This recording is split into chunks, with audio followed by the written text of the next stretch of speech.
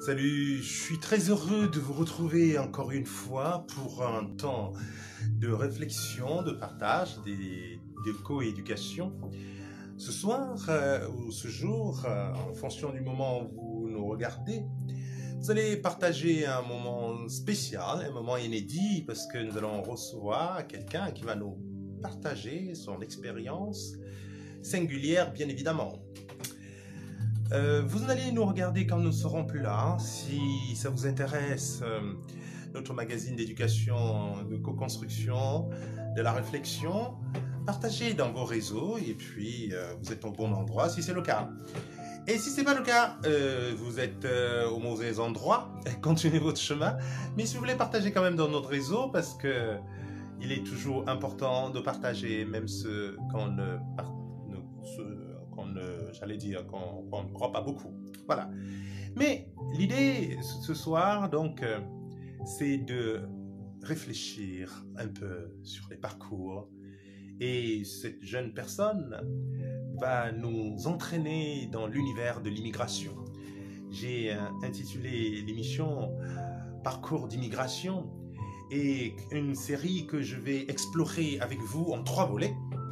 Aujourd'hui, nous allons aborder le premier volet qui est de l'idée à la concrétisation, j'ai appelé. La semaine suivante, nous parlerons d'un deuxième volet qui est la démarche de voyage en elle-même, la marche même, j'allais dire, parce que pour voyager dans cette condition, il ne s'agit pas de prendre un avion d'une compagnie, d'être en first class, mais c'est très souvent d'utiliser ses pieds, de marcher, parfois même ramper, souffrir, affamé, assoiffé, longer des déserts, traverser enfin la mer quand c'est possible, si on ne s'y noie pas, si l'aventure ne s'arrête pas au détour d'une torture, au détour d'une vente comme esclave, ou au détour d'une maladie qui vous terrasse, qui vous emporte en plein désert, ou encore si la voiture pick-up du passeur ne vous oublie pas, ne vous abandonne pas lors d'une petite pause en plein désert. Ça, ce sera cette aventure que nous vivrons dans le deuxième volet avec notre expert, parce que un expert est celui qui a une connaissance du sujet qu'il évoque.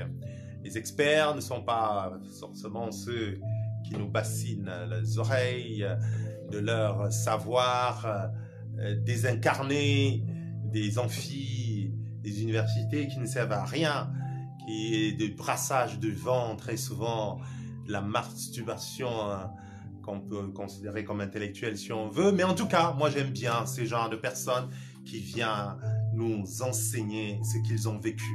J'adore cette démarche empirique. Et donc, ce soir, avec lui, nous allons aborder donc le premier volet. Et je vous ai dit que la semaine prochaine, nous aborderons le second volet qui concernera cette longue marche vers ce qu'on peut considérer comme l'Eldorado, parce que lorsqu'on part, c'est certainement à la recherche d'un lieu meilleur, là où l'herbe est plus verte.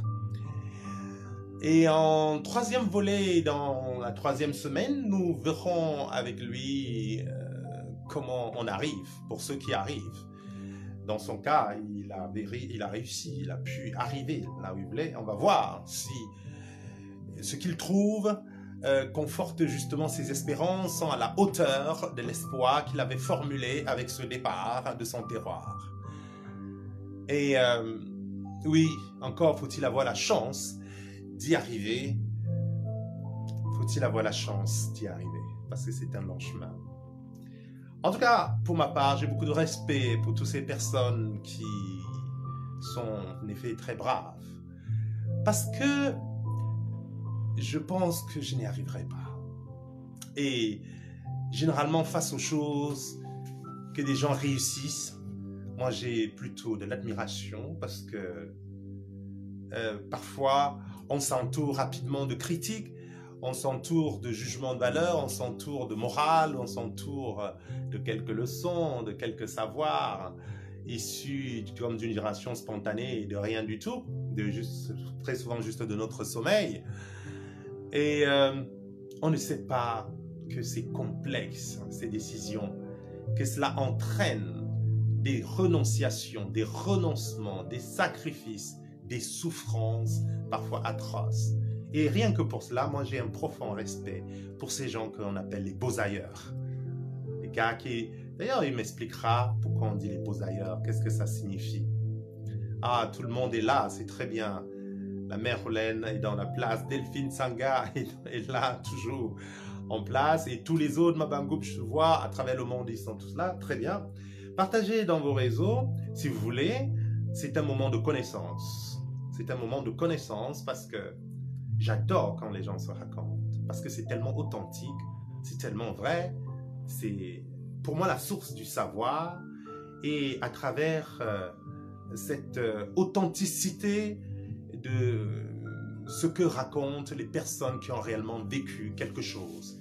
On va beau faire des discussions de salon, ça ne remplacera jamais ces jalons qu'ils ont eux-mêmes posés petit à petit, tranquillement, avec beaucoup de douleur et beaucoup de souffrance. Bonsoir à tous les amis en ligne, Christian Bao, bonsoir Rolène, bonsoir Delphine, bonsoir Aman, bonsoir Aïssa Toussisfol, la commandante, la chargée des diffusions de notre message, au boulot. Je vous retrouve dans quelques minutes simplement avec notre invité, comme vous l'avez très bien compris. Nous parlerons de ces parcours difficiles d'immigration. À tout de suite.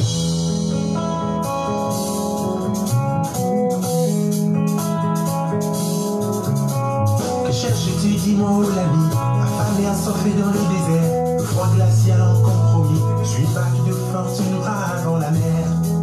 Oui. Où vas-tu avec cette aile de l'avion, couché dans une cale de bateau, des raisons de conduire dans un camion. Parce que c'est souvent un camion, la vie. Je vais chercher la vie, une vie meilleure quelque part. J'aspire aussi au bonheur sur cette terre. Avant de mourir, je veux vivre. C'est ça l'enjeu, peut-être. La vie, je vais chercher la vie, une vie meilleure quelque part. J'aspire moi aussi au bonheur sur cette terre. Je ne mourrai pas, je vivrai. C'est ce que tout le monde pense au départ. Mais souvent on trouve la mort en chemin. C'est un peu ce que nous connaîtrons, nous comprendrons. Qu'as-tu donc gagné au champ? Qu'as-tu donc gagné au champ? Humiliation, c'est des bois. Te voilà comme une bête étrange. Pourquoi ce si grand désespoir?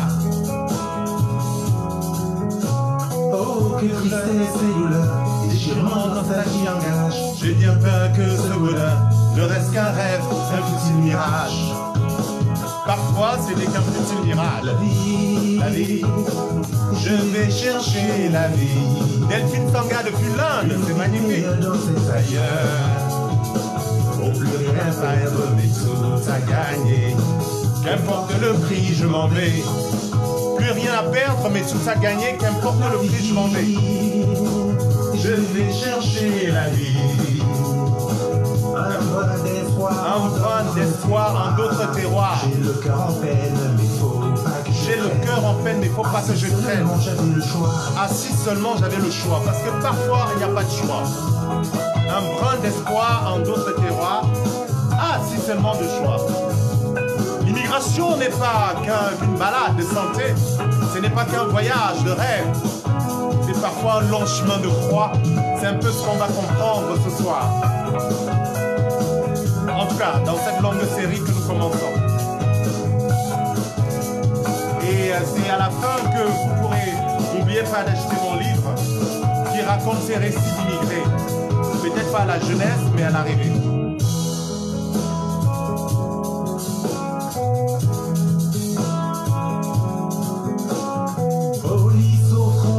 Police aux frontières, aux pieds de guerre. Plus haut s'élèvent les rideaux de fer, les programmes politiques s'enflamment, alors quelques grammes de justice réclament la vie. Un seul gramme de justice se réclame. Un seul gramme de justice se réclame. Pour des victimes l'ivresse. Ma terre est devenue un désert. La vie, je vais chercher la vie. Une vie meilleure quelque part. À quoi sert une vie sans rêve, sans envie? Ma survie dépend de mon départ. Ma survie dépend de mon départ. À quoi sert une vie sans rêve et sans envie? Je vais chercher la vie. Une vie meilleure, même quelques heures. Même quelques heures. Offrir une lueur de couleur à mon cœur. Je veux vivre et je veux vivre. Offrir une lueur de bonheur à mon cœur. Je ne mourrai pas, je veux vivre. Chercher la vie. Une vie meilleure là-bas dans l'ailleurs. J'espère aussi la lumière sur cette terre. Je ne mourrai pas, je vivrai. J'espère moi aussi la lumière sur cette terre. Je ne mourrai pas, je vivrai. J'espère moi aussi la lumière sur cette terre. Je ne mourrai pas, je vivrai. C'est un extrait de mon album qui s'appelle Ma chance et toi. Ça, c'est le morceau numéro 7. Non, pas numéro 7, numéro 8. Chercher la vie. C'est une aventure. Et comme je vous ai dit, il y a des aventures qui ne souffrent d'aucune forfaiture. Mais il y a des aventures qui ne sont faites que de torture. C'est un peu ce que nous allons explorer ce soir. En tout cas, dans cette série, une fois de plus, je vous rappelle, nous allons faire cette émission en 3 volets. Le premier volet, je l'ai dit, c'est celle-ci. Et c'est celui-ci, c'est celui de ce jour, hein, qui s'appelle de l'idée à la concrétisation. Qu'est-ce qui fait quand on décide de se mettre en mouvement? Comment naît ce désir de partir? Qu'est-ce qui fait qu'on ait envie de partir? Et pourquoi ne peut-on pas faire autrement? Ce sont un peu les questionnements que nous verrons avec notre invité d'entrée ce soir. Deuxième volet, nous parlerons de la réalité même du voyage, du parcours en lui-même. Ce sera dans le deuxième volet de notre émission, la semaine prochaine, les semaines qui vont venir. Et le troisième volet, on verra pour ceux qui réussissent à arriver, comment se passe l'arrivée, si ça se passe bien, si ça se concrétise ou pas. Alors, nous sommes en compagnie de Landry. Ça va, Landry? Bonsoir. Bonsoir. Alors, nous allons surtout profiter de l'expérience de Landry. Landry a préféré, comme vous l'avez remarqué, rester anonyme parce qu'il ne veut pas s'entourer forcément de publicité dans cette évocation. En tout cas, je le remercie, vraiment, je te remercie parce que choisir de raconter son expérience pour pouvoir faire, pour ma part, ce que j'appelle œuvre de pédagogie, d'éducation, partager son expérience. C'est comme ça le savoir. Parce qu'il ne faut pas penser que le savoir, c'est juste dans les amphis. C'est justement le fait que quelqu'un qui a fait une certaine démarche, qui a fait un certain cheminement, s'arrête pour réfléchir et choisit de partager son cheminement avec d'autres pour que peut-être quelques-uns y tirent quelques compréhensions de la vie. N'est-ce pas? Comment ça va? Oh, ça va bien, merci. Alors, d'entrée de jeu, qu'est-ce que tu voudrais nous dire? Bon, ce que je vais dire ce soir, c'est... Je ne vais pas tout dire aujourd'hui, puisqu'on a jusqu'à 3 volets, c'est vrai. On a 3 volets. Oui, on ne va pas tout raconter. Oui, on ne va pas tout raconter aujourd'hui. On va commencer par le premier volet. Oui. La décision. Comment est-ce que... Comment est-ce que j'ai pris la décision de partir, de partir. De vouloir partir même. Oui, exactement. C'est de ça que je vais parler ce soir. Oui. Ouais. Et qu'est-ce que tu aimerais dire d'entrée de jeu? La première chose que tu voudrais partager avec nous au début de cette série d'émissions? Qu'est-ce qui t'anime? Qu'est-ce qui t'anime en fait, oui? Qu'est-ce que tu ressens au fond de toi au moment de vouloir partager cette expérience? Déjà, ce qui m'anime d'entrée de jeu, c'est d'abord le fait d'abord que je suis là. Oui. Ouais, je suis arrivé. Ah, t'es arrivé. Ouais, c'est ça. Que je suis arrivé. Et là, tu es satisfait? Oui, je suis satisfait parce que je suis arrivé. J'ai l'objectif que j'avais de partir et d'arriver, je suis arrivé. Là, le premier point déjà... T'aurais pu ne pas arriver? Ouais, comme beaucoup de mes amis, camarades que j'ai rencontrés en route. Beaucoup qui sont restés au désert, d'autres sont restés dans la mer. D'autres sont restés, ils ont chopé des maladies et bon voilà, ils ont passé des vies à trépas. Bon. C'est difficile quand même. Hein? Très difficile. tu nous raconteras certainement la semaine prochaine. On rentrera dans cette profondeur de la douleur qui peut être celle que rencontrent ces braves personnes dans l'ardeur du chemin. Exactement. Alors,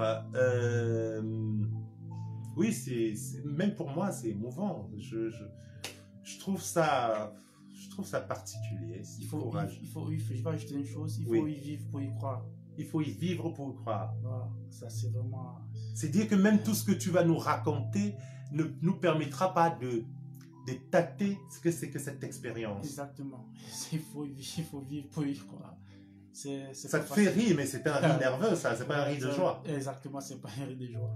Ça, il faut être sur le terrain pour... J'ai l'impression, au moment où tu ris là, qu'il y a plein de souvenirs qui se bousculent dans ta tête derrière ce rire là. Plein. Et je vais ajouter une chose. Oui. D'ici peu, avant la fin d'année, je ferai un tour... parce que j'ai encore beaucoup de camarades qui sont restés là-bas. Ah oui, tu veux retourner leur rendre visite? Ouais. Ah, ça c'est spécial, ça. Si plaît à Dieu, d'ici décembre, ou plus tard janvier, j'y ferai un tour, même pour une semaine. Ceux qui sont restés, avec qui mes amis de combat, je vais les ramener un peu quelques trucs. C'est vraiment difficile. C'est difficile, je sais ce qu'ils Ça se fait, les gens font souvent ça? Ouais. Les gens qui ont réussi, ils vont souvent ça assister les autres? Ouais. Ah, ça c'est J'en intéressant. connais deux qui sont partis dernièrement avec leurs copines. Et ça m'a beaucoup marqué. Je compte y aller. Ça doit être émouvant, ça. Ah oui. Parce que quand je cause avec eux sur les réseaux sociaux, ils n'ont pas besoin de m'expliquer, mais je sais ce qu'ils vivent. Je sais. C'est pas facile. De toute façon, on aura tout le temps de... On va prendre, même si ça va nous prendre plusieurs émissions, ça va prendre plusieurs émissions. Oui, Christiane nous dit que mon invité n'est pas visible. C'est un choix de mon invité.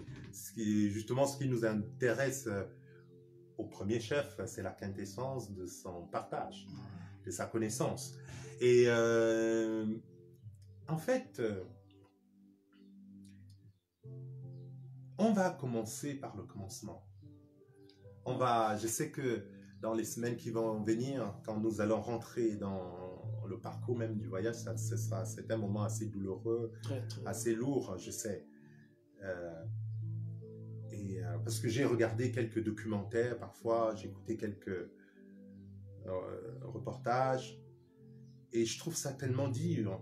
Et c'est d'ailleurs pour ça j'ai écrit ce texte qui s'appelle « Chercher la vie ». C'est parce que j'ai imaginé simplement qu'est-ce que ces gens... Parce que il dit, si seulement j'avais le choix, je ne mourrais pas, mais je vivrais. Et pourtant, c'est qu'on va au-devant de la mort. Ouais. Toi-même, tu en as frôlé. Ouais, très... T'as frôlé quand même. Ça te fait rire d'avoir frôlé la mort, hein? Ah oui. Ah, c'est quand même intéressant. Ça fait rire, mais c'est... Ça fait rire, ça fait rire d'avoir frôlé la mort.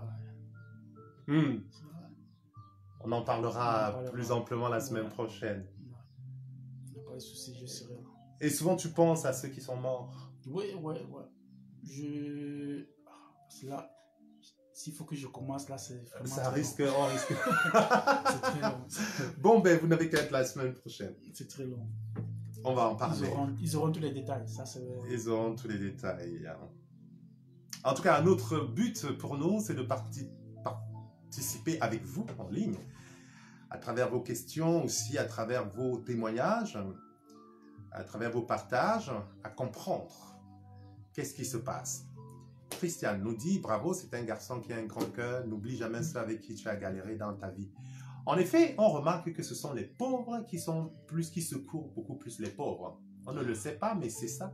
Ceux qui aident le plus sont ceux qui n'en ont pas. On ne le sait pas. Souvent, les gens regardent, ils ont l'impression que ce sont les riches qui portent le monde. C'est faux, ce sont les pauvres qui portent le monde. Et je vais ajouter un truc. Oui, ajoute. À ce qu'elle dit. Oui. Nous, qui étions là-bas, oui. Ceux qui nous aidaient, c'était vraiment des pauvres, ceux qui n'avaient rien. Oui. Ceux qui n'avaient rien, ils nous venaient en aide comme ça tous les matins. Ça, c'est notamment au Maghreb, ça. Oui, au Maghreb.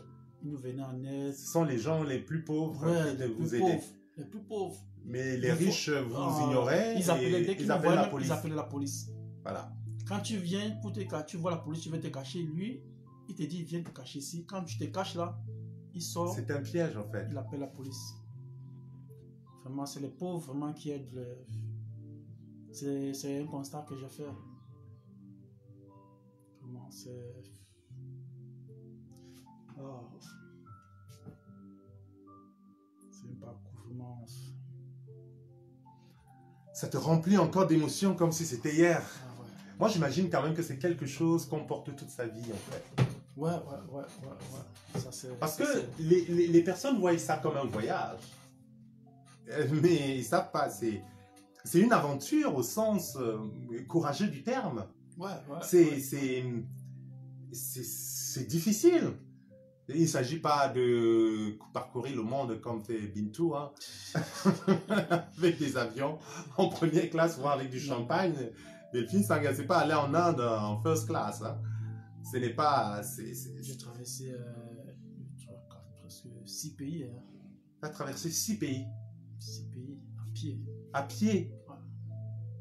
Bon, quand je dis à pied, bon, il y a quand Oui, même- parfois il y a des trajets, des bouts de trajet. Ouais, il y a des trajets où on ne peut pas, on est obligé de prendre il y a des voitures, il y a des passeurs et tout.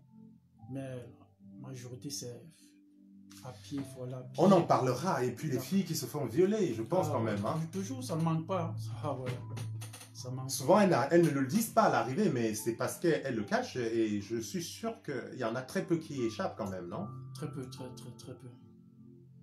Ça, c'est monnaie courante d'abord. Ça, il y a...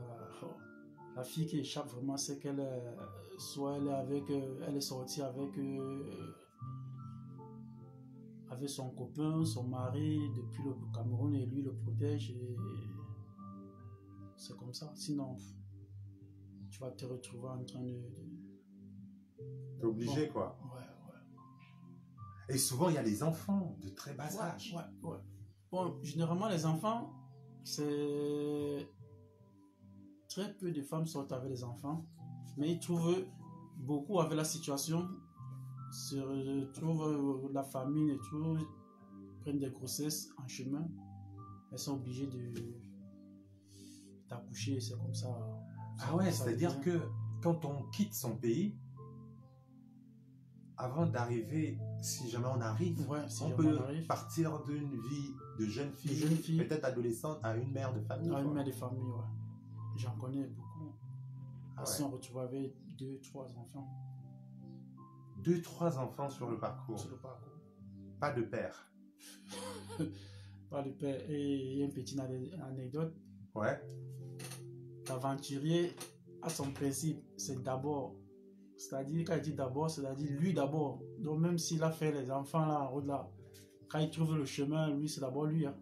Ah ouais? Ah, En tout cas, l'aventurier homme. oui. Mais la femme ne peut pas abandonner Non, son homme. non, jamais. D'accord, ok. Tu me rassures. Jamais. Tu me rassures.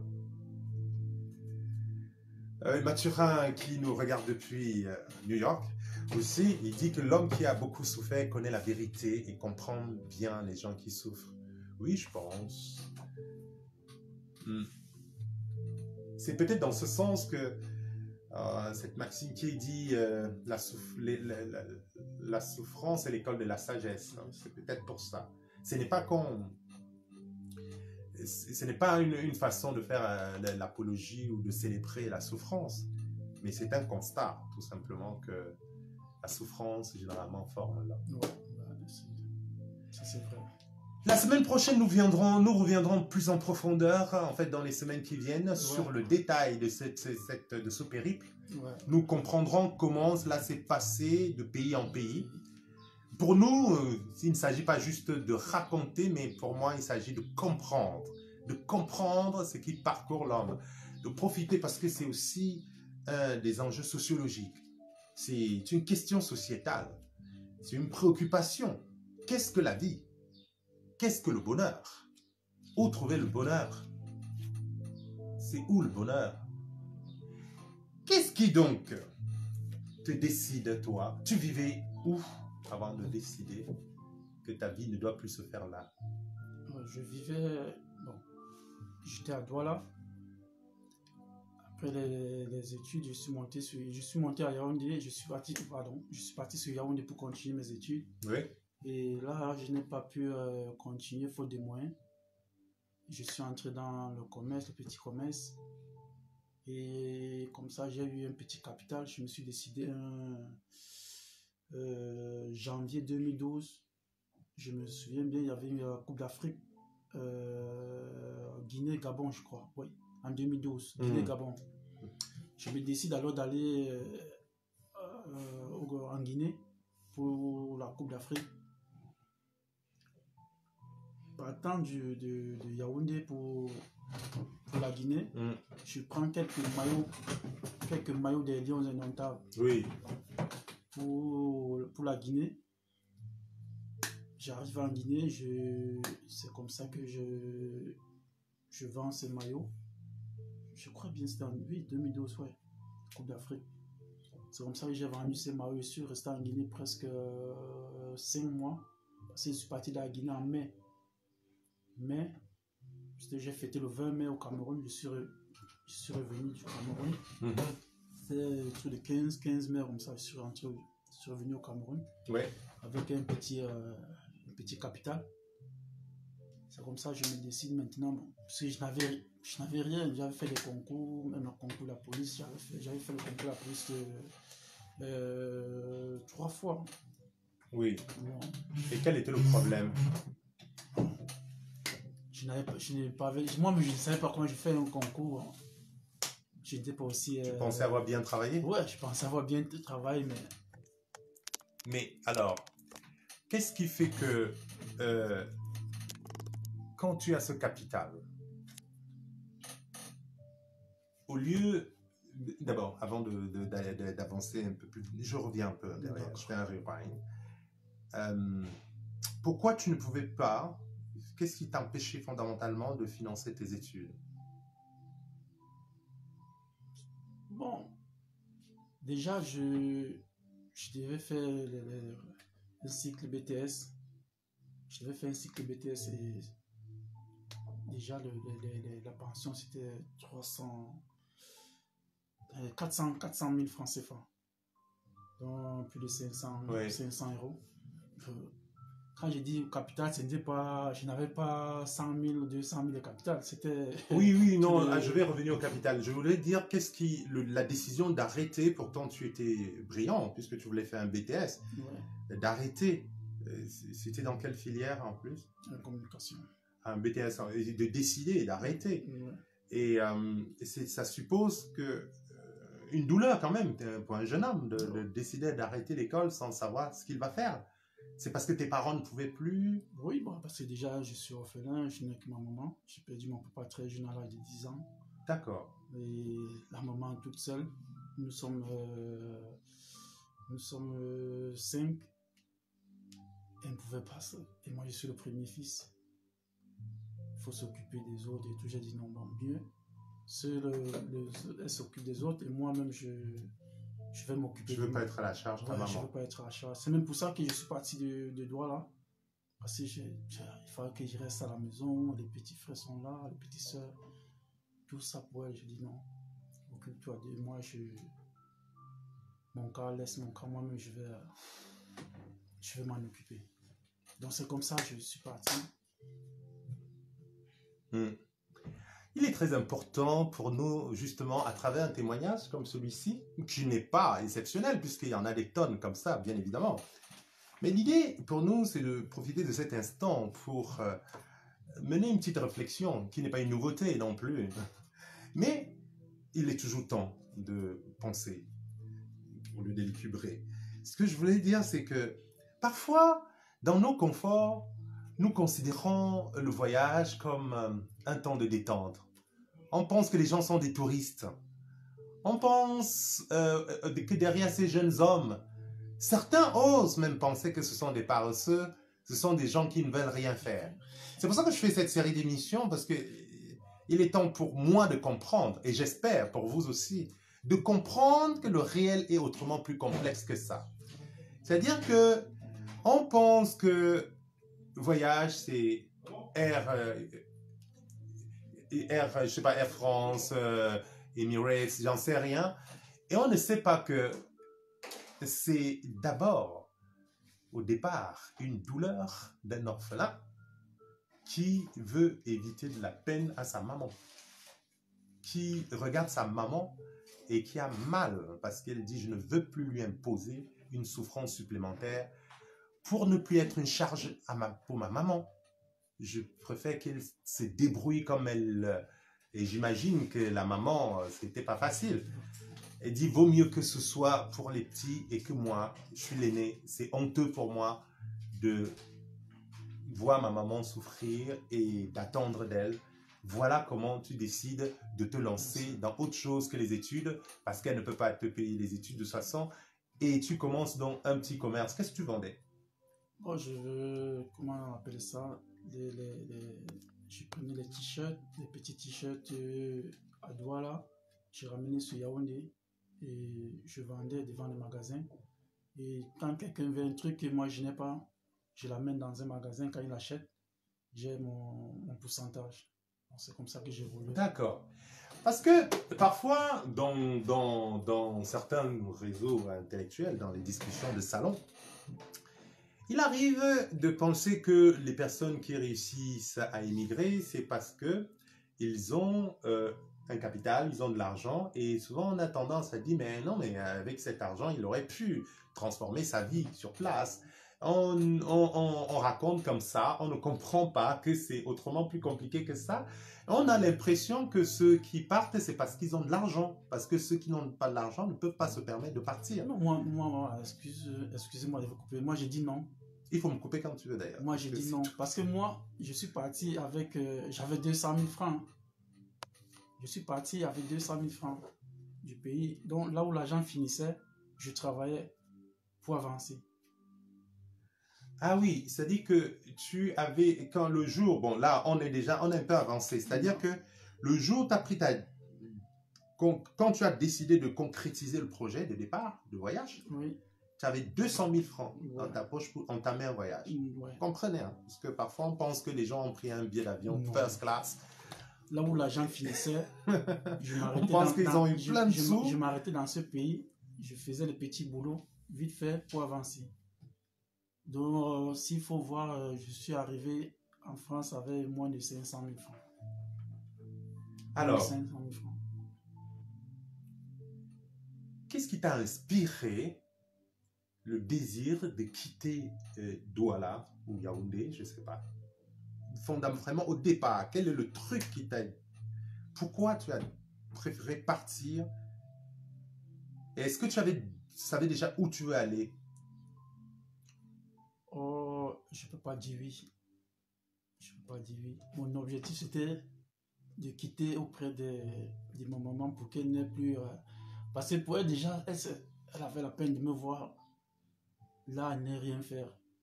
Et moi, je voyais ça un peu à sa charge, c'était trop. Tu veux donc me dire que la première démarche, l'élément déclencheur, c'est-à-dire que la motivation du départ, c'est pas tant de quitter un pays.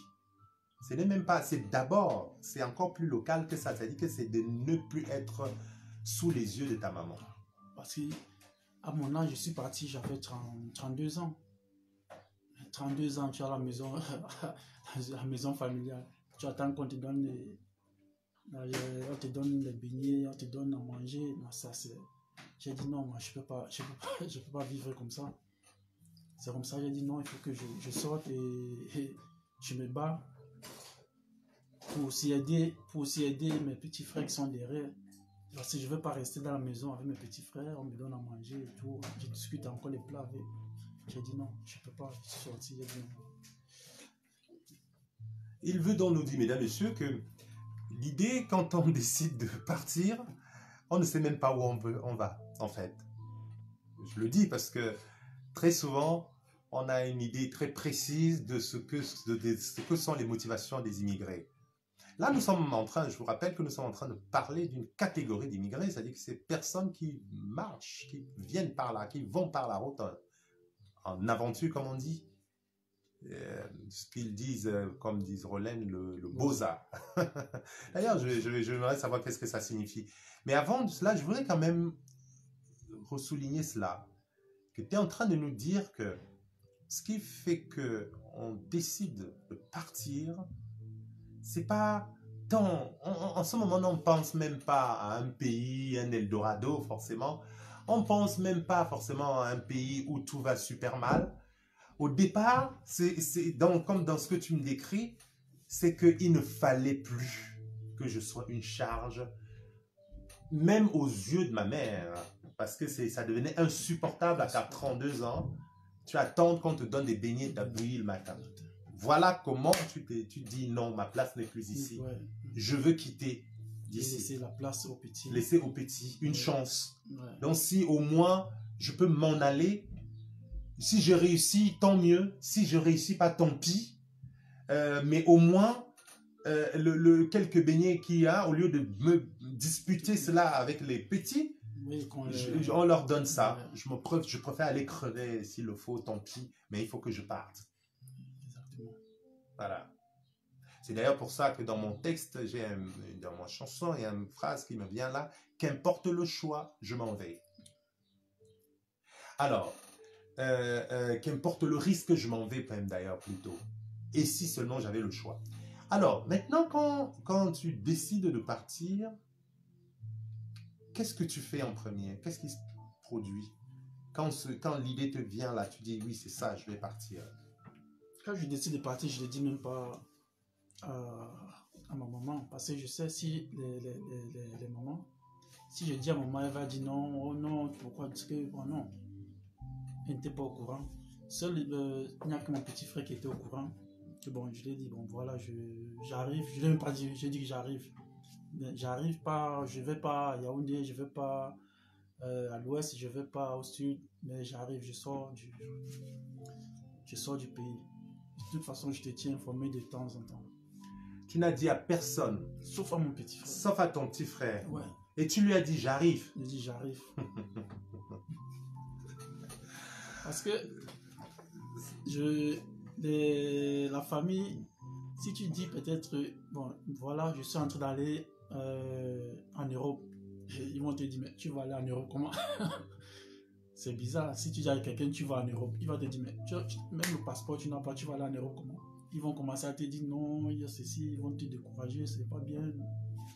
Donc, quand tu veux partir, mais tu prends le chemin, tu ne dis à personne. Là, tu sais déjà que, bon, voilà, je suis entré, je prends mon destin en main. Comme on dit en route, ça sort comme ça sort. Tu as dit à ton petit frère, j'arrive. J'arrive. Et te voilà avec un sac. Ouais, un sac d'eau avec 2 pantalons, 2 t-shirts. C'est tout. Et j'avais acheté quelques gâteaux, j'ai mis dans le sac. C'est comme ça que je suis parti. Et tu sors d'où? De Douala? De la maison de Douala? Oui, non, de Douala pour Yaoundé. Parce que quand même, j'ai d'abord dit dès le début que j'étais en Guinée. J'ai fait 5 mois en Guinée, après je suis revenu. Oui. Je suis revenu à la maison familiale, j'ai fait 1 semaine. Donc j'ai rassemblé les petits frères que j'ai laissés. On a un peu essayé de... Parce que j'étais revenu avec quelques sous. Oui, tu avais vendu les t-shirts, les maillots. Et j'avais aussi je faisais quelques jobs aussi là-bas. Ouais. Je suis revenu avec quelques sous. Bon, je les ai motivés un peu. J'ai dit, bon, voilà. Prenez ça. Donc. On a fait 1 semaine. En famille, là, tout et tout. On va revenir à la question de Mathurin dans un instant. Il dit, malgré ce désir et cette détermination de partir, est-ce qu'il est informé des obstacles qui l'attendaient? On va y arriver. Mais je voudrais... Non, c'est plutôt Christiane. On va répondre à cette question. Et ce que je voudrais dire, c'est que tu sors et comment tu te sens au moment où tu traverses le pas de la porte? En fait, quand tu es allé en Guinée, tu es allé faire un test? Oui, exactement. La Guinée, c'était une première... comment j'ai dit? Un petit essai, quoi, d'entraînement. Exactement, c'était la Guinée, c'était l'entraînement. Mais j'adore ça, j'adore ça. La Guinée, même l'Europe, où je suis en Europe, on ne traque pas les immigrés comme en Guinée. C'est vrai? Oh non. Les Africains sont plus difficiles avec les immigrés. Je dis, en Guinée, c'est pas possible. Les immigrés souffrent là-bas. C'est-à-dire, on les traque 6 heures du matin, ils sont déjà devant il vient toquer la porte, monsieur, documento. Donc, malgré tout ce que nous savons là, en Europe, l'Europe c'est pas les plus durs, quoi. Non, c'est pas les plus durs. Ça, c'est pas les plus durs. C'est vrai que quand je vois comment les immigrés sont maltraités en Afrique du Sud, ils sont tués, je me dis que les Européens ne sont pas les plus durs. Ils ne sont pas les finalement. plus durs. C'est vrai? Les plus durs sont en Afrique. Nous serons au courant de tout cela avec lui la semaine prochaine parce qu'on va étudier tout son parcours à partir de la semaine prochaine. On va le suivre vraiment dans son périple de pays en pays. Ses voyages, on va voyager avec lui. On va boza avec lui. Qu'est-ce que ça veut dire boza? D'où vient ce mot? Boza, c'est, comment je vais dire, c'est comme un footballeur qui marque le but. Ah! Donc boza, ça veut dire tu as réussi, tu as traversé. Ah d'accord. Oui. C'est-à-dire quand on traverse la mer, quand on traverse la barrière de Melilla ou de Ceuta, donc là c'est les zones frontalières à l'Espagne. Oui. Une fois que on est de l'autre côté. De l'autre côté, le premier cri, c'est boza. Ok, j'entends parler souvent, mais je ne sais vraiment pas ce que ça signifie. Le premier cri, c'est boza. C'est boza. Ça vient de quelle langue ça? Bon, moi, c'est les anciens qui peuvent savoir. Parce que nous, notre génération, on a trouvé, nous sommes passés, on a laissé ceux qui viennent. Et lorsque les uns sont de l'autre côté, lorsqu'ils crient boza, vous entendez? Oui, oui, oui. Ah oui, de l'autre côté de la frontière? Oui, parce que nous, on vit dans les montagnes. Nous sommes dans la montagne, on voit l'Espagne de l'autre côté. Et lorsqu'ils crient boza, vous faites comment? Nous aussi, on crie boza, donc pour les motiver, pour les encourager à aller de l'avant. Et eux aussi crient là-bas, ils nous envoient les photos, oh, boza, boza, pour nous dire, ceux qui sont restés, qu'il faut aussi... Restez focus sur l'objectif, quoi. Ouais. Ne lâchez pas rien. Mais vous devez être très solidaire dans ces moments, je pense. On en reparlera la semaine prochaine. Et donc, lorsque tu sors de ta maison, comment tu te sens? Le premier pas où tu sais que cette fois, ce n'est plus l'entraînement. J'ai testé, c'est bon, je suis revenu de Guinée. J'ai pris mon petit sac à dos, j'ai mis quelques petites affaires. Maintenant, je me pars. Et tu dis à ton petit frère, j'arrive. Et tu fais un pas. Qu'est-ce qui te traverse l'esprit en ce moment? Sans te mentir, moi je n'avais pas... rien ne m'est traversé l'esprit. Moi, là où j'ai eu trop de soucis, c'est la première fois quand je partais en Guinée. D'accord. Pour l'entraînement, tu avais de l'appréhension, tu avais peur. C'est là où j'avais vraiment... C'est tout à fait normal parce que c'était inédit. Justement, c'est normal qu'un peu après l'entraînement... Je vais dans un pays où je ne connais personne là-bas. Oui. Ça me faisait un peu... C'était effrayant. C'est la troisième fois, hein, parce que la première fois, j'ai décidé de partir, je ne suis pas parti. Deuxième fois, j'ai dit non. Après la troisième fois, j'ai pris mon courage et dit bon, je suis parti. Ah ouais. Mais quand j'ai sorti maintenant la deuxième fois, vraiment pour sortir de l'Afrique, non là, je n'avais plus... C'était parti, quoi. L'entraînement était concluant. Oui, c'était vraiment... Et donc, la première fois où tu as fait... J'espère que tu n'es pas devenu vendeur de tes frères et sœurs comme certains pour pouvoir t'en sortir. Et il nous dira la semaine prochaine combien il en a vendu, si jamais il en avait vendu. Et comment ça se passe d'ailleurs, cette vente aussi, parce que nous, on entend parler, on ne sait pas. Étant passé par là, tu as quand même plus d'idées que nous. Et donc, quand tu es parti la première fois, j'ai vu une question tout à l'heure, je crois de Christiane, qui demandait, mais est-ce que tu avais conscience du danger? On t'en avait parlé? Non, on ne m'avait pas parlé. C'est maintenant qu'il y a trop de... Comment je vais dire? De communication, qu'on en parle beaucoup. Oui, qu'on en parle. Avant, là, il n'y avait pas de communication. Par contre, les gens mouraient. Mais comme il n'y avait pas, on ne montrait pas, c'était pas trop médiatisé. Les gens mouraient plus avant ou maintenant? Non. Je crois que c'est maintenant.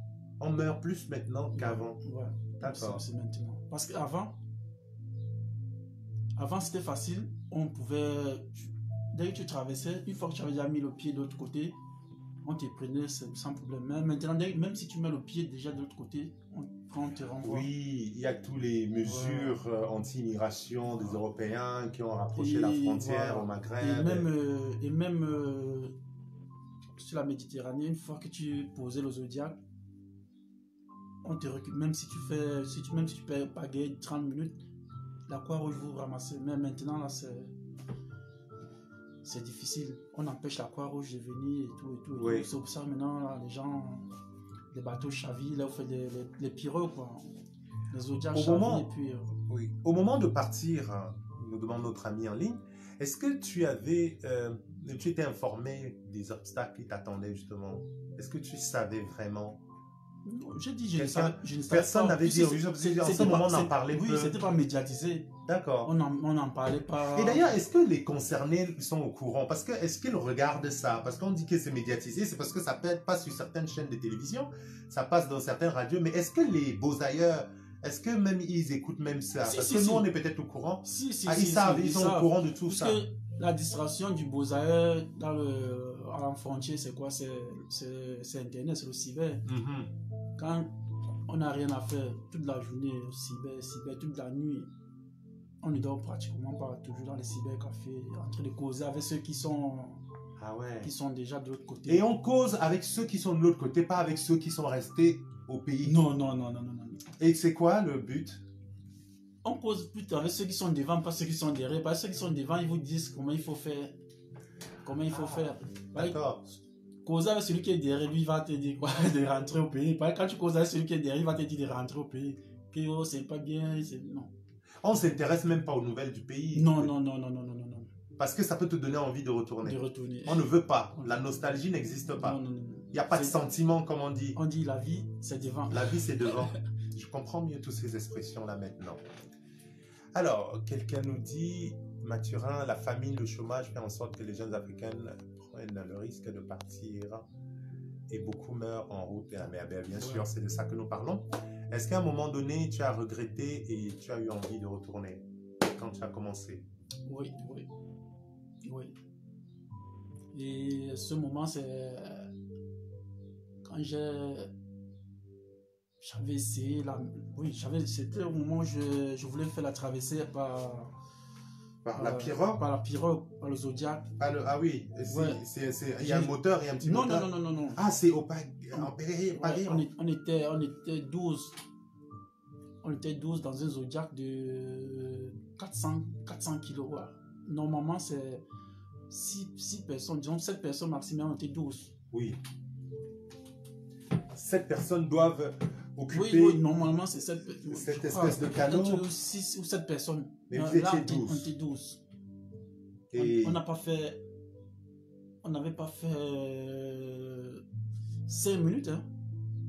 5 minutes sur la mer. C'est comme ça, il y a eu... Une vague? Non, il y a eu crevaison. C'est-à-dire, au fur et à mesure qu'on pagayait, on voyait comment le Zodiac ne faisait que... Et là, on doit avoir peur. Et moi, je ne connais pas nager. Je vois que moi, je me suis battu sur l'eau. C'est là où j'ai vu le Cameroun.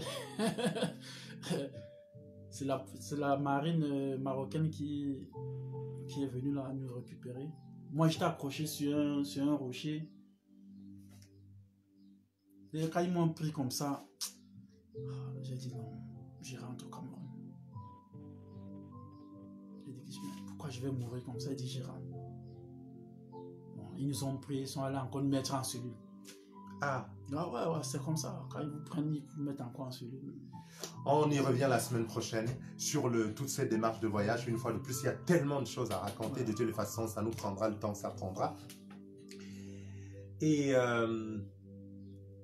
qu'est-ce qui fait que tu es certain? J'ai bien compris le regard de ta mère, la présence, la souffrance, la misère. Qu'est-ce qui fait que tu es certain que ce n'est pas dans ton pays que tu vas trouver une piste de sortie de la misère? En tout cas, qu'est-ce qui fait que tu es certain? Qu'est-ce qui fonde de cette certitude que ta place n'est plus ici? Les motivations, c'était... J'ai travaillé. Oh, tu travailles, à la fin du mois, on ne te paye pas. Autant de choses, on ne te paye pas, tu fréquentes, tu fais concours, rien. Mais pas que j'étais je t'ai pas fait aussi. Ouais. Voilà. Tu travailles, à la fin du mois, on ne te paye pas, rendez-vous sur rendez-vous, tu fais des concours, rien. Finalement, tu ne sais pas à quoi tu sers. Ouais. C'est pour ça que j'ai décidé de mieux, je vais aller Tenter. oui, tenter l'aventure, je vais tenter l'aventure et puis si ça réussit, ça réussit, si ça réussit pas, bon. C'est que c'était le destin. C'est comme ça, ce sont les raisons de ma motivation à partir du pays. Et avant de partir même, s'il te plaît,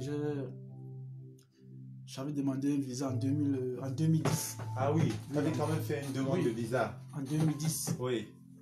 au consulat de France, Oui. à Douala, Mhm. en 2010. Bon, je n'avais pas les arguments. Je n'avais pas assez d'arguments pour convaincre. On m'a refusé le visa. Donc, j'ai vu que si c'est pour partir dans ce chemin, ça va être compliqué.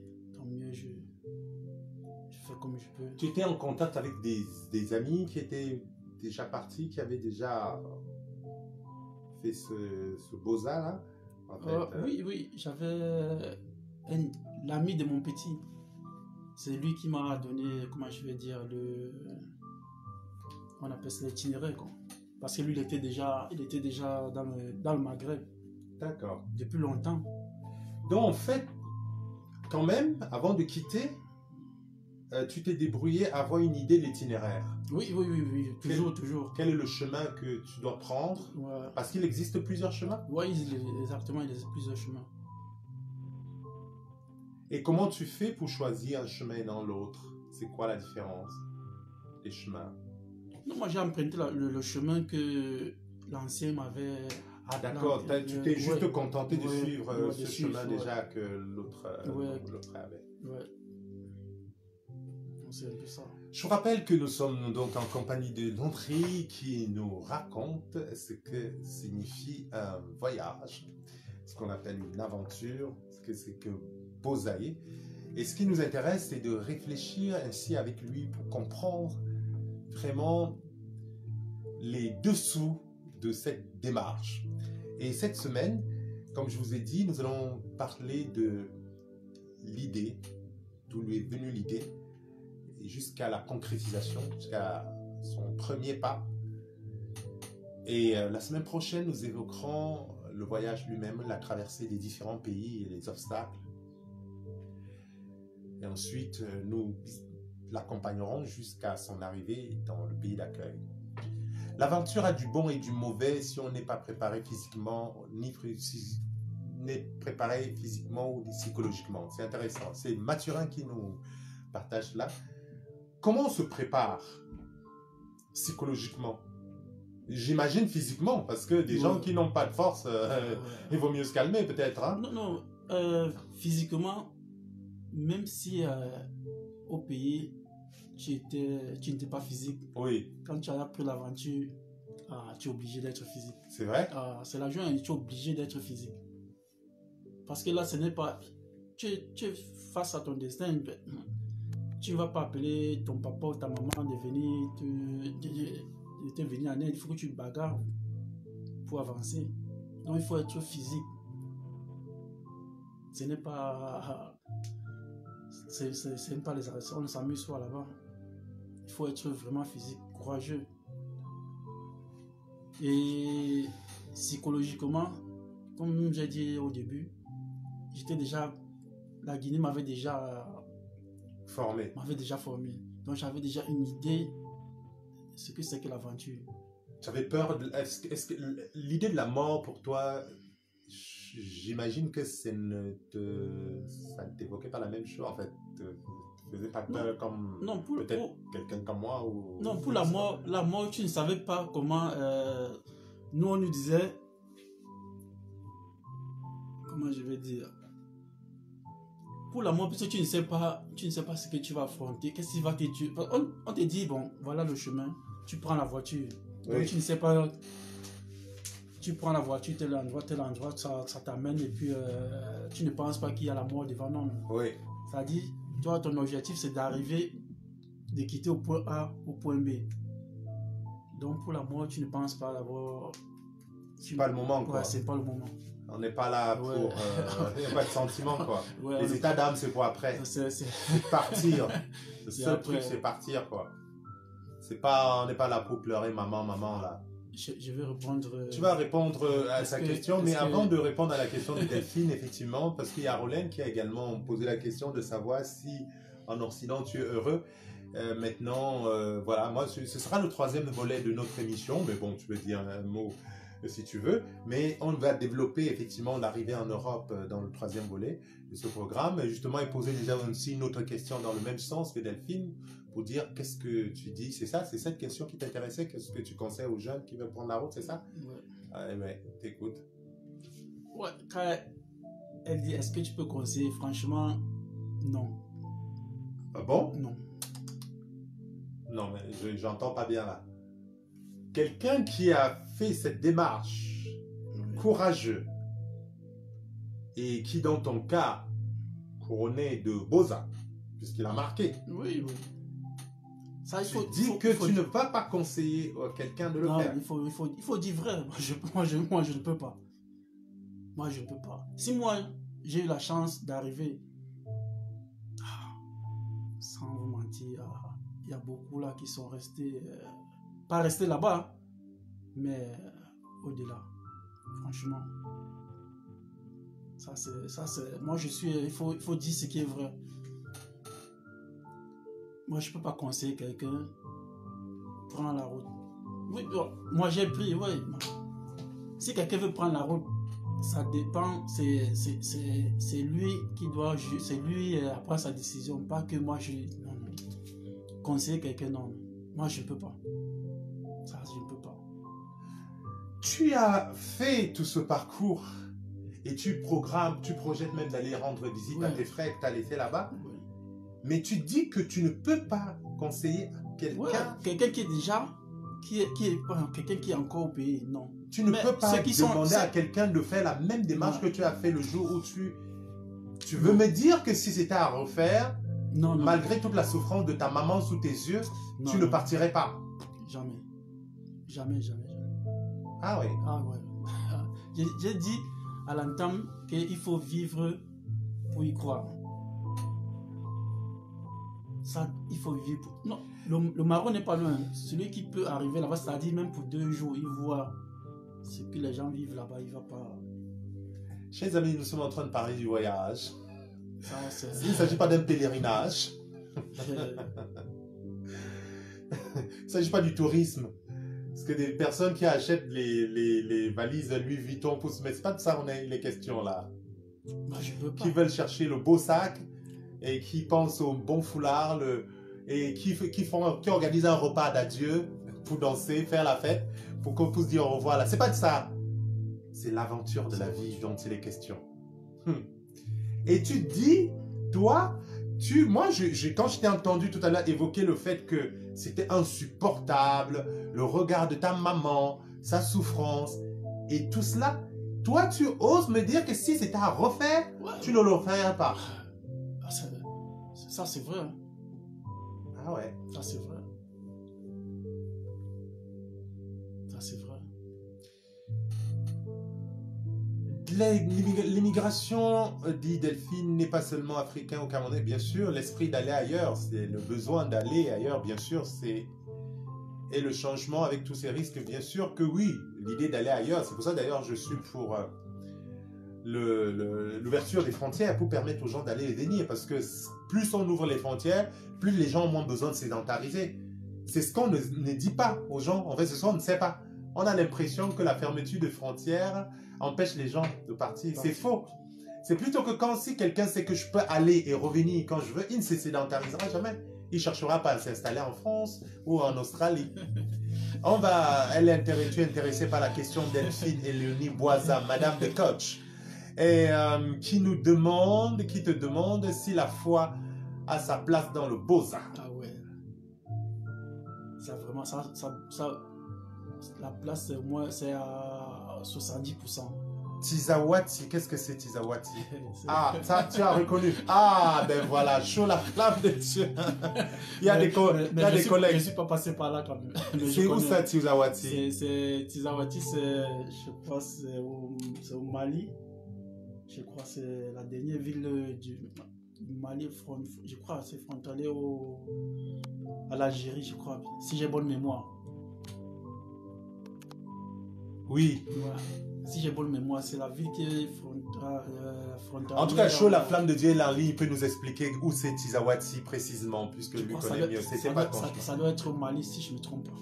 Alors, on va revenir à la question de notre très chère amie Delphine. Au milieu de tant de souffrances, des gens qui se mettent en route juste parce qu'ils ont faim, et parfois sur votre chemin, des gens qui prient mais qui vous méprisent, des gens qui l'appellent, après l'appel du muezzin, font l'appel aux policiers pour vous prendre. Mais, et vous me dites que Dieu, où est Dieu dans tout ça? Et vous avez la foi encore quand vous voyez autant de souffrances et que Dieu ne fait rien? On a toujours la foi. Comment ça se passe? La foi en quoi? Mais, la foi, puis, comment je veux dire, la foi en Dieu, croire que voilà, on va mettre le but, on va Boza. Et vous priez? Oui, oui. Il y a des églises dans les maisons.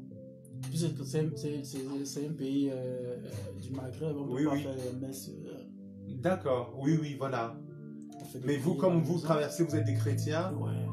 et vous priez, et parfois des gens qui n'étaient pas croyants deviennent croyants, peut-être. Hein? Parce que souvent dans la souffrance, on aime beaucoup Dieu, mais quand ça va bien, bon, on dit Dieu d'attendre un peu. Ouais. Bon, je ne vais pas juger les gens. Hein. Non, c'est pas une question de juger, c'est une réalité, c'est que parfois, moi le premier, hein, je ne veux pas juger. parfois quand on est dans la peine, on dit mais il est où Dieu, mais dès que l'affaire l'est arrivée, bon, Dieu excuse-nous un peu, laisse-moi enjoy d'abord, on va ça après.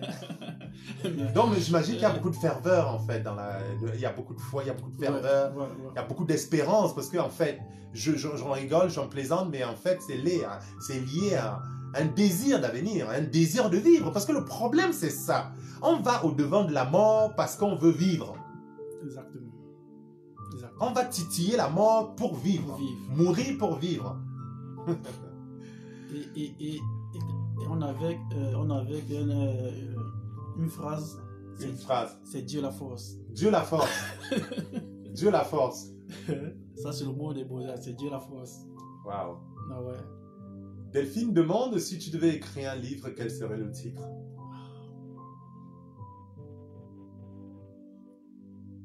Je n'ai pas encore pensé à... T'as pas encore pensé. Mais si par un seul mot, tu pouvais résumer toute cette affaire. Un mot, ce qui te vient à l'esprit.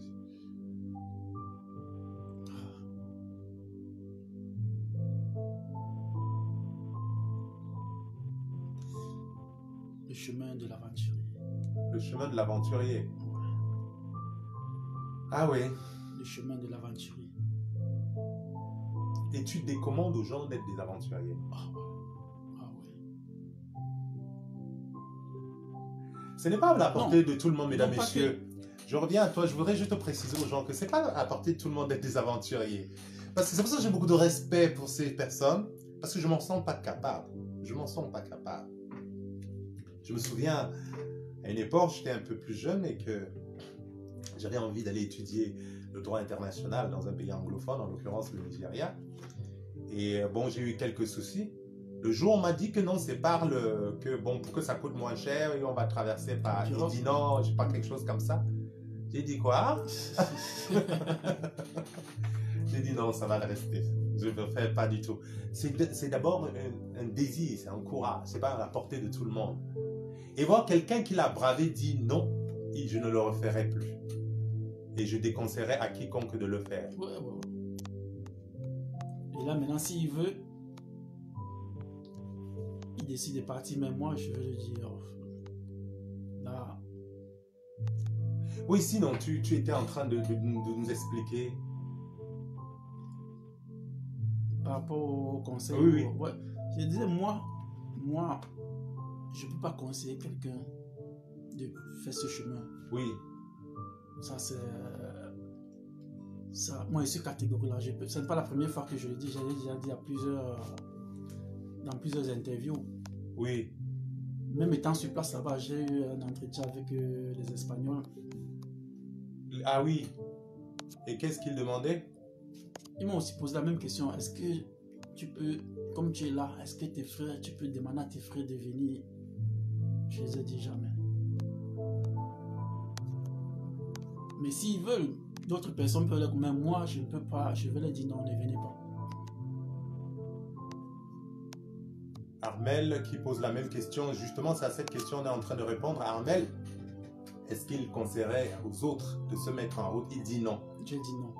Jamais. Mais qu'est-ce que tu penses pour ces gens? Quand tu vas leur dire de ne pas venir, ils vont te dire que c'est parce que tu es méchant, parce que tu ne veux pas leur bien. Oui, mais... oui, c'est ce qu'ils vont dire. Ça, c'est sûr. Mais, une fois sur le terrain, ils vont comprendre que vraiment, ce que moi, je leur disais, j'avais raison. Justement, dans le troisième volet de notre émission, nous allons démontrer, en fait, nous allons montrer comment la fin de l'histoire n'est pas forcément heureuse. Même lorsqu'on a Boza, on n'a pas vraiment Boza. C'est peut-être une nouvelle aventure qui démarre. Aussi douloureuse, peut-être pas de la façon la plus brutale, mais remplie de... Pardon? Moderne. Il dit une nouvelle souffrance classique et moderne. C'est maintenant psychologique. Ah, c'est maintenant psychologique. C'est le parcours d'immigration.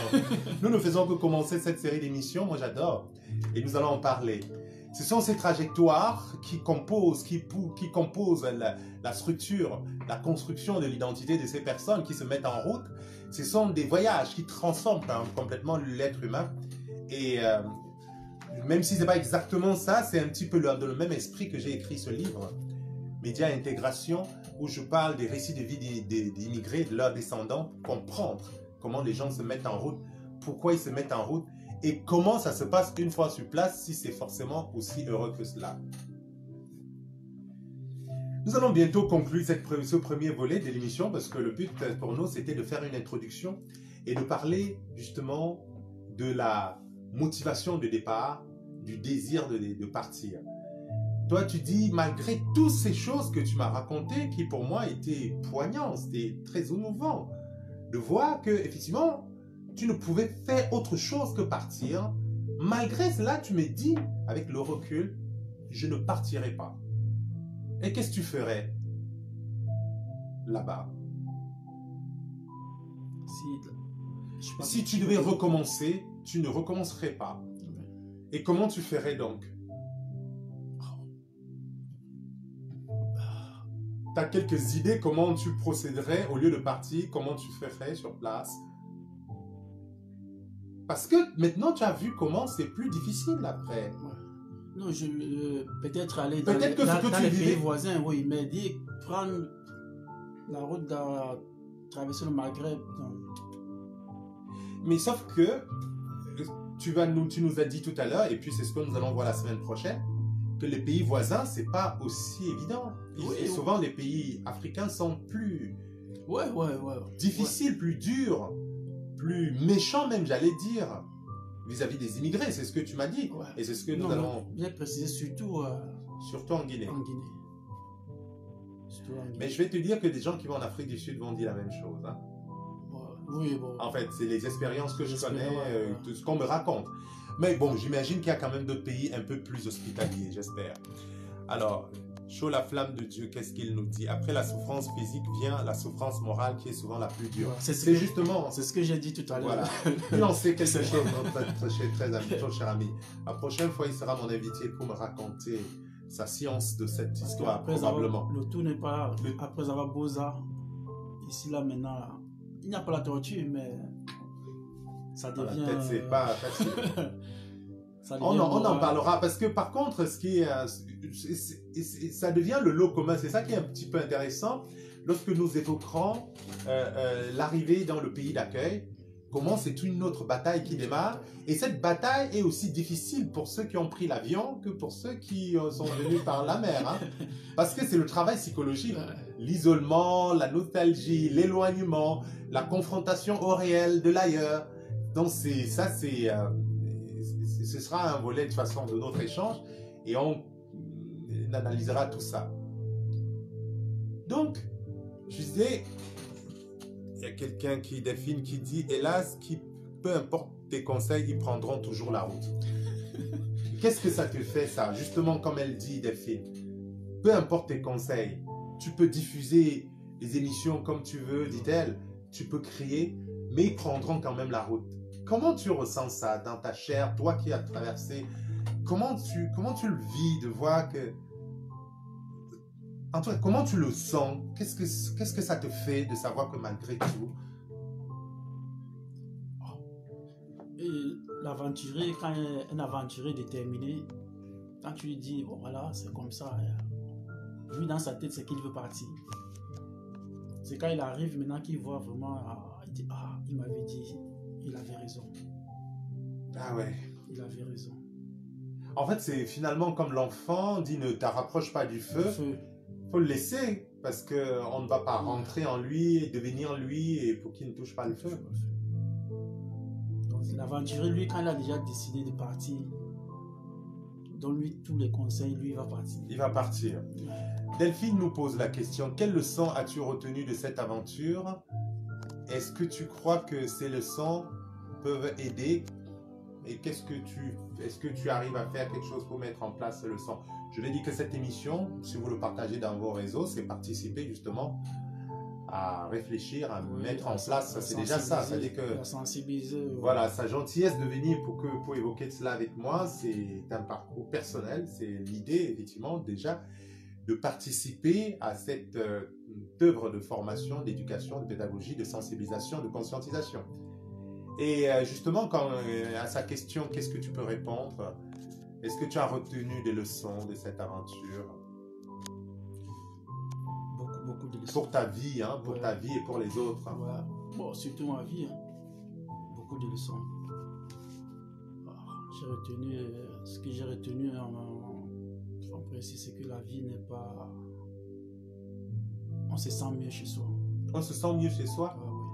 Malgré toutes les douleurs, des violences, malgré des situations politiques désastreuses, malgré des situations économiques. Il dit que les peureux ne vont pas essayer. C'est Madeleine. Oui, mais Madeleine dit que les peureux ne vont pas essayer. C'est dans le sens, je comprends ce qu'elle va dire. C'est pas juste les peureux, c'est de dire ceux qui ne se sentent pas. C'est déjà pas mal. Et elle veut parler, elle dit que c'est déjà pas mal d'en parler parce qu'au moins il y aura quelques-uns qui vont se décourager, je pense. C'est ce qu'elle veut dire. Sinon, je te laisse la parole. Oui, tu voulais dire. Bon, peut-être c'est pas dans le sens, mais je vais lui dire que quand elle dit les peureux ne vont pas essayer. Bon, je ne sais pas dans quel sens. Oui, elle peut nous expliquer si elle veut, mais oui, tu voulais dire. Si une fois que tu es déjà dans le bain, là, la peur n'existe plus. Ça, c'est ça, la peur n'existe plus. Une fois que tu es déjà dans le bain. Tu veux dire que même moi, là, à l'époque, là, si je me retrouvais déjà dans le truc, j'oubliais cette histoire de savoir que mon père m'a donné des valeurs, machin, patati. On est parti. On disait là-bas, on ne tape pas le C. Ça veut dire, on ne recule pas. On ne tape pas le C. Le C.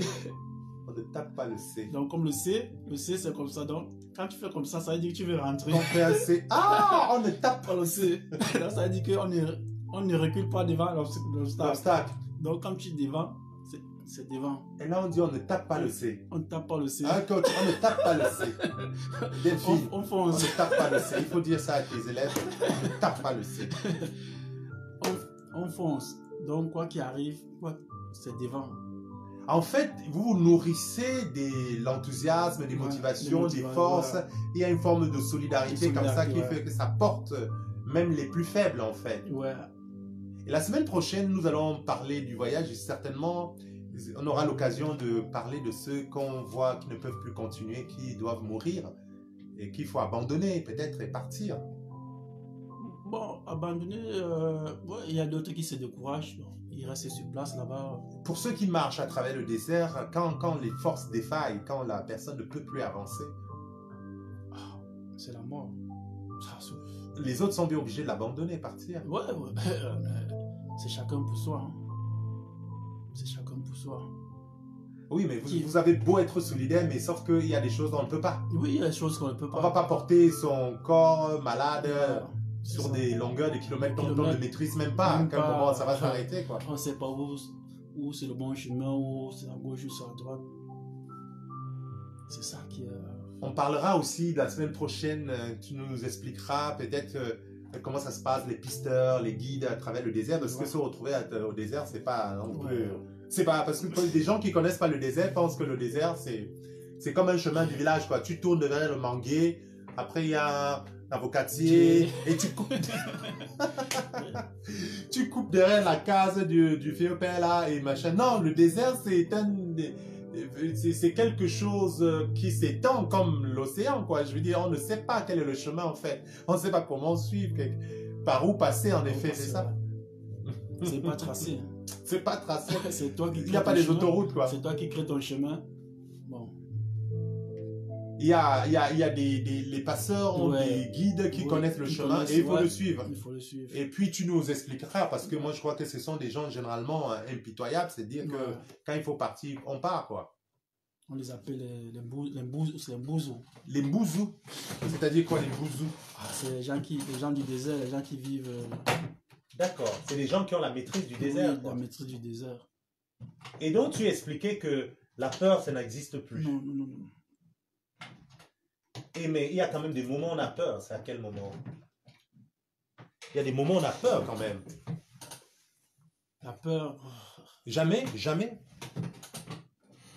Peut-être la peur, c'est quand tu es encore peut-être sur le sol. Comment je vais dire? C'est quand tu n'as pas encore affronté l'obstacle. Tu peux avoir peur. Mais une fois que tu t'es levé, peut-être pour aller en mer ou bien aller sur la barrière, là, la peur, là, tu laisses d'abord derrière. Si tu es courageux, tu mets le but. D'accord. Moi, j'ai mis le but, c'est pas parce que j'étais très fort. Non? C'est la chance. Bon, il y a la chance, il y a Ouais. aussi le courage. Ouais. C'est-à-dire, il faut être au bon moment. Ah oui, c'est Ouais. oui, l'opportunité, c'est Ouais, la ouais. rencontre. Il faut être toujours, opportunité. ouais, il faut être toujours parmi les premiers. Oui. Ouais. Il faut être parmi Il faut les- provoquer la Ouais, chance, quoi. Il faut provoquer. Et c'est pas Dieu là, en ce moment il n'y a plus Dieu. Non, non, non. Hein? Il faut provoquer. Et est-ce que Dieu tu va as- venir après? Est-ce que tu as parlé, est-ce que tu parles souvent avec des personnes que tu as laissées, je veux dire en Afrique, est-ce que justement, comme disait Delphine, est-ce qu'il t'arrive d'essayer de les conscientiser? Quel est votre dialogue? Quel type de dialogue? Quel type de paroles vous échangez? Déjà au Cameroun, beaucoup de gens ne savent pas que je suis passé par là. D'accord. Beaucoup de gens ne savent pas que je suis passé par là. Il ne sait pas, c'est volontaire, tu veux pas qu'il le sache. Ouais, je ne veux pas. Parce que quand tu vas dire, il va te dire, oh ben ça s'est pas dit moi, comment, ce que j'ai vu là-bas et ce que j'ai vécu. D'accord, tu Franchement, préfères qu'ils ne ouais. sachent pas que c'est par cette... Ouais. Est-ce que ce n'est pas en leur racontant la dureté de ce chemin, en leur disant véritablement que je suis passé par là qu'on peut conscientiser véritablement, en réalité? Ah, bon, je ne sais pas, mais je sais que tout ce que je sais, c'est que l'aventurier, quel que soit ce que tu vas lui dire, s'il a déjà son projet, Oui, c'est on ne peut pas l'arrêter. ah ouais. Ah ouais, on ne peut pas l'arrêter. C'est pour ça que je ne veux même pas aborder ce sujet avec les gens du pays que j'ai laissé au pays. Je cause de ça avec ceux avec qui on était au front, sur le terrain. Tu veux donc dire que si tu avais la possibilité, si tu avais une baguette magique, toi qui as connu cette difficile épreuve, ce lourd parcours, tu ferais que les gens ne partent jamais, qu'ils ne quittent jamais leur pays. Non, pas qu'ils ne quittent pas. Qui quittent leur pays avec un vrai projet. Oui. Qui prennent un billet d'avion, qui s'inscrivent dans une université, qui cherchent un boulot, j'en sais rien, qui ont un projet concret, mais pas... Là maintenant, quand je parle, beaucoup les gens ne comprennent pas pourquoi je dis ça. Quand je vais développer, ils vont comprendre que... Ah oui, la semaine prochaine, ils vont comprendre. Parce quand que je là, vais développer, ils vont comprendre que c'est pas du... Soyez au rendez-vous la semaine prochaine si vous voulez. Parce que là, on rigole, on va moins rigoler la semaine prochaine. Et... oui, c'est Rolène qui dit on ne peut pas décourager un desperado. Oui, c'est ça un peu le problème. C'est ça. Parce que ce qu'il dit là, beaucoup de gens vont dire que mais toi, tu es passé par là, tu ne veux pas. Non. Quand je vais les expliquer, il y a les réalités là que beaucoup de gens ne disent pas. C'est ça. Même si je déballe là, beaucoup ne vont pas me croire. On refuse de croire. Hein, parce qu'on ne veut pas, on veut s'accrocher à son rêve. Il faut qu'un Bozaï lui-même, il n'y a qu'un Bozaï qui nous écoute, qui comprend que non, ce qu'il dit là, c'est la raison. Ah ouais. C'est pas facile là. Est-ce que c'est pas la faute des immigrés en général, pas seulement les Bozaïens, c'est-à-dire que les immigrés qui ont eu un parcours relativement, je vais dire, facile par rapport à ce type de cheminement, de trajectoire, je vais dire ces personnes qui sont allées en Europe parce que peut-être ils ont fait des études ou parce que bon ils ont la chance d'avoir une famille, une bonne situation, ils ont pris un billet, ils sont allés rencontrer, ils se sont installés par le travail pour plein de choses et qui retournent et donnent le sentiment que c'est vraiment une vie très facile et parfois cotisent tout l'argent qu'ils ont pour acheter des belles vestes et le jour, c'est-à-dire qu'il ne s'habille pas en costume, sauf le jour où il va prendre l'avion pour retourner dans son pays. Est-ce que c'est pas un peu ça la faute? Ouais, si. Il y a beaucoup aussi qui tombent dans ce piège-là. Beaucoup, j'en connais, qui tombent dans ces pièges-là des benguistes qui viennent pour les vacances, toujours bien vêtus et tout. À quoi ça sert, n'est-ce pas? On peut se demander à quoi ça sert de prendre une collection de valises Louis Vuitton juste pour en jeter plein la vue aux gens qui n'ont même pas assez à manger. Quel est le projet, comme on dirait? Quel est le but? Qu'est-ce qu'on veut montrer? Lorsqu'on doit débarquer à Douala, un aéroport, ce serait pareil pour Kinshasa ou pour Malabo, j'en sais rien. Un lieu où il fait 40 degrés avec l'humidité. Qu'est-ce qui se passe qu'on doit arriver là-bas avec une cravate, avec un costume 3 pièces? Alors qu'il fait chaud, on va faire 6 heures de voyage et parfois même plus parce que certains passent par Bruxelles. Toute une journée à voyager. Est-ce que on est à l'aise de voyager en costume? Est-ce qu'on voyage? Et qu'est-ce que ça signifie? Une tenue qu'on ne porte pas tous les jours. Pourquoi, juste lorsqu'on va aller voir des personnes qui souffrent, qui peinent, qui triment, on a besoin de s'habiller comme cela? Pourquoi économiser pour aller en mettre plein la vue, offrir à boire pour qu'on dise « Oh, merci président, merci boss ». Est-ce que tu n'en veux pas à cette catégorie d'immigrés? Est-ce que ce n'est pas un peu cette catégorie de personnes qui t'ont aussi, même plus ou moins indirectement, vendu ce rêve qui t'a mis en route? Je ne dirais pas non. J'ai aussi eu... comment je vais dire? J'ai été aussi bluffé aussi par... Des benguistes? Ouais. J'ai été aussi bluffé par d'autres. Joachim Brun, qui très bon sujet. J'aime suivre ce débat jusqu'à la fin. Bah oui, tu vas le suivre jusqu'à la fin. Tu vas le suivre même jusqu'à la semaine prochaine. Et tu vas le partager dans tes réseaux si tu veux.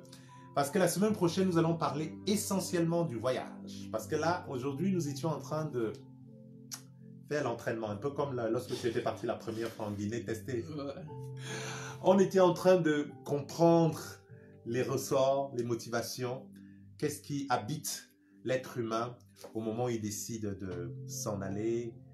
Ou qu'est-ce qui fait qu'il se dit « ma place n'est plus véritablement ici ».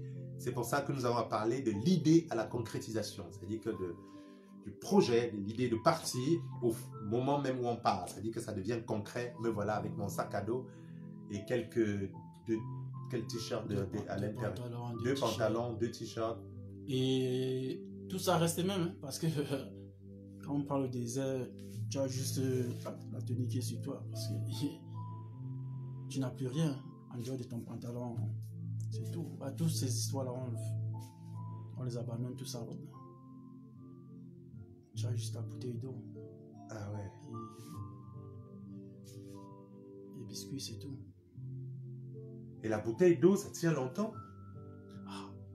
À un niveau, même ça pèse. Tout. Quand le chemin est long, même une bouteille de 50 centimes, ça devient... Tu constates que c'est même ça le poids d'un sac de ciment. Ouais. La fatigue. Tout, Ouais. on jette tout.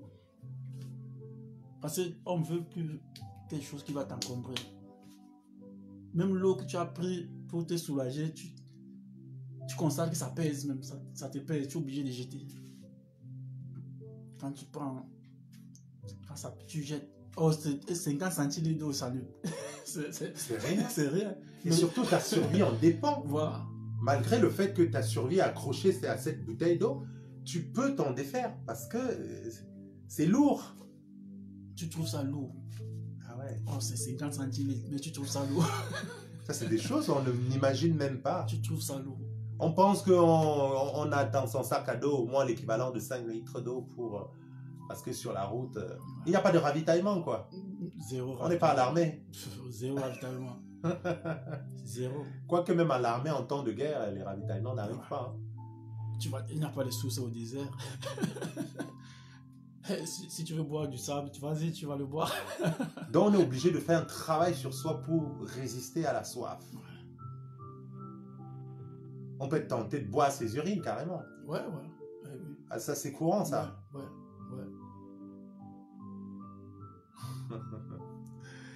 Donc pour ceux qui veulent bosser à tout prix, commencez par préparer vos stocks d'urine. Parce que c'est ça qu'il faut voir. On préfère en rire parce que c'est vraiment dramatique, c'est vrai. C'est douloureux même, c'est des rires de défense parce que c'est quand même difficile, il faut l'avouer. On va peut-être s'arrêter là hein, pour cette semaine, pour cette fois-ci, pour cette introduction à notre sujet. On se prend rendez-vous la semaine prochaine pour poursuivre. Et cette fois, nous allons commencer à faire le périple pas à pas. On va remonter la route au fur et à mesure. Là, la réalité. C'est là qu'ils vont comprendre pourquoi je dis je ne conseille pas quelqu'un de prendre la route. Ça, c'est... Voilà, si vous avez des amis, invitez-les. Dites-leur que la semaine prochaine, on se retrouve et on sera dans le dur du sujet. Ça va démarrer la semaine prochaine. C'est une série que je souhaite consacrer à la question de l'immigration, donc. Et on va marcher avec Landry, pas à pas, du Cameroun à la Guinée, de la Guinée au Cameroun encore. Ah oui, parce qu'il y a plusieurs, il y a des faux départs. Du Cameroun, Guinée, Cameroun, et ensuite, le prochain pays, c'est au Nigeria. Nigeria, Niger. Oui, après l'Algérie. Algérie, Maroc, Espagne, voilà, et France. Mais déjà, on va aller pas à pas, donc c'est pour comprendre que rien que pour pas traverser en Guinée, faire des allers-retours en Guinée, c'est pas donné, c'est pas évident. On va commencer d'abord par la Guinée, et si on a du temps, on comprendra comment faire pour traverser le Nigeria. D'accord. Avec la barrière, la langue aussi, avec des difficultés locales, avec des dangers. Des gens qui peuvent vous détrousser à tout moment.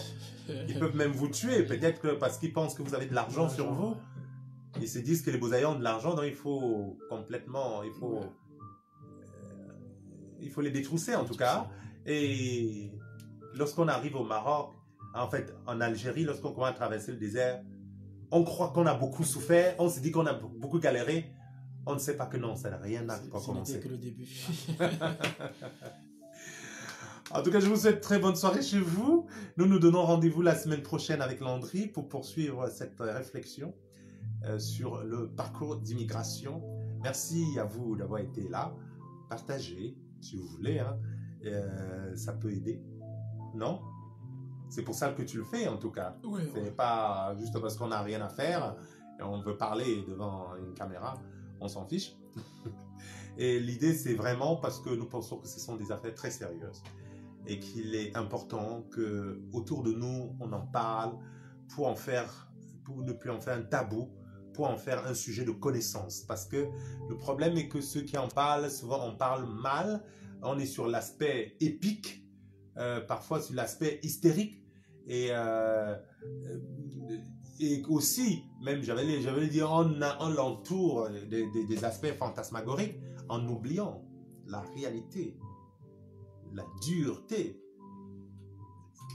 Qu'est-ce que ça peut être véritablement, cette marche, j'allais dire, vers la mort afin de vivre. C'est-à-dire, on s'en va mourir pour vivre. Là, il ne s'agit pas d'un discours chrétien, genre, après la mort, c'est la vie éternelle. Hein. Non, non, c'est la mort là. C'est-à-dire que c'est un mec qui se met en route et il voit la mort arriver, mais il fonce vers la mort. Parce que quand même, voir l'océan, voir l'étendue du désert et avancer en voyant des potes crever, on ne peut pas dire qu'on n'est pas sûr qu'on va vers la mort. Mais on va quand même. On voit des gars qui se noient, mais on va quand même. C'est ça. Voir la mort, aller embrasser la mort pour vivre. Alors, tu as un dernier mot pour conclure, et puis on va se séparer. C'est de leur donner rendez-vous la semaine prochaine, c'est tout. Vous avez entendu. Rendez-vous la semaine prochaine.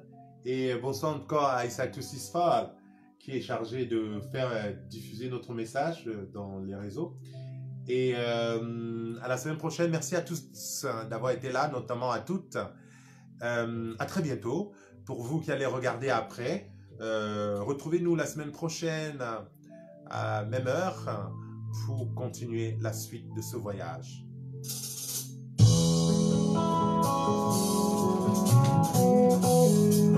Voilà, nous parlions immigration. Nous étions en compagnie de Landry qui nous partageait sa belle expérience. Une vague de fortune avant la mer. On se dit à dimanche prochain. Vêtu avec cette aile de héron, le tissu des trains des ailes d'avion, niché dans une cale de bateau, ferré sous les colis dans un camion. La vie, je vais chercher la vie, une vie meilleure quelque part. J'aspire moi aussi au bonheur. Voilà, c'était bravo et bon courage. Avant de mourir, je les vais combattants. La vie, je vais chercher la vie, une vie meilleure quelque part. J'aspire moi aussi au bonheur sur cette terre. Je ne mourrai pas, je vivrai.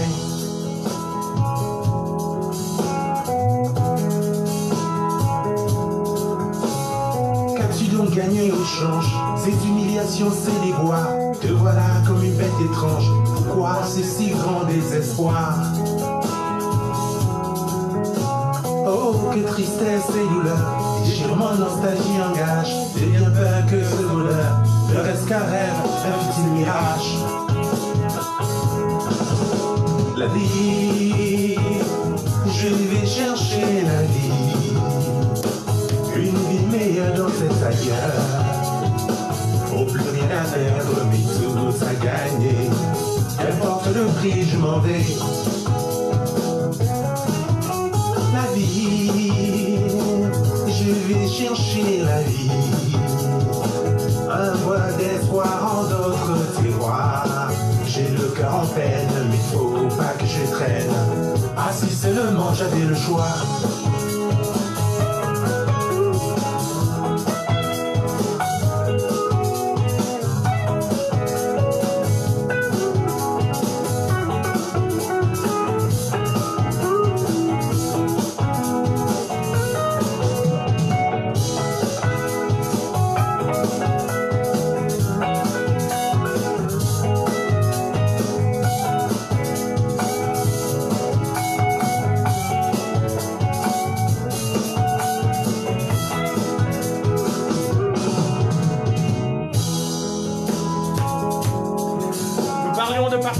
l'évocation.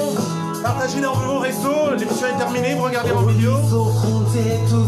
Et on se retrouve la semaine prochaine pour le deuxième volet de l'émission consacré au voyage lui-même et ses difficultés. Et c'est l'eau de détresse. Bonne soirée, Orlène. Bonne soirée à tous. Alors qu'un seul gramme de justice réclame la vie, je vais chercher la vie. Un peu d'herbe fraîche ou sévère, Un peu d'herbe fraîche ou sévère. détruit par ici. Tout est détruit par ici, tout est pris. Matière est devenue un désert. Matière est devenue un désert. La vie, je vais chercher la vie. Une vie meilleure quelque part. À quoi sert une vie sans rêve, sans envie? Ma survie dépend de mon départ. Jumbo. La vie, je vais chercher la vie. Une vie meilleure même quelques heures. Offrir de bonheur à mon cœur. Je me délivre et je veux vivre. Je me délivre et je veux vivre. Un peu de bonheur à mon cœur. Je vais chercher la vie. Une vie meilleure là-bas dans l'ailleurs. J'espère aussi le mien sur cette terre. Je ne mourrai pas, je vivrai. Un peu d'herbe fraîche ou sévère. Je ne mourrai pas, je vivrai. À la semaine prochaine, nous continuerons donc l'évocation de cette aventure, le parcours d'immigrés et nous traverserons des pays en compagnie de Landry. Tenez-vous bien. À bientôt. Bonne soirée chez vous. Surtout, debout et restez libre. C'est mieux.